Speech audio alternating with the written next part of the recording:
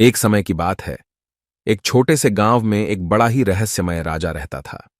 उसकी राजधानी में एक पुराने महल में एक बंद खास कमरा था, जिसकी चाबी सिर्फ राजा के पास थी।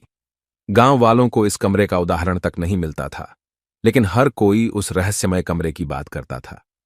एक दिन एक साधु बाबा गांव में आए। उसने राजा को चुनौती दी कि वह रहस्यमय कमरे की चाबी को पा सकता है। राजा ने बाबा को आजमाने की अनुमति दी, लेकिन बाबा ने एक शर्त रखी। चाबी पाने के लिए वह राजा की राजधानी में 1 घंटे के लिए अकेला रहना होगा। राजा ने सहमति दी और बाबा बिना किसी जनता के वह रहस्यमय कमरे की तरफ बढ़ा। एक समय बिताने के बाद राजा ने बाबा को कमरे से बाहर निकाला। बाबा ने हंसते हुए कहा, राजा, मैं तो सिर्फ राजा की राजधानी के बाहर बिताए गए समय में यह देखने के लिए आया था कि राजा कैसे हर पल एक नए सवाल का सामना करता है। राजा ने बाबा की बात से चौंक कर कहा, तुमने राजा की राजधानी में घंटे भर का समय क्यों मांगा?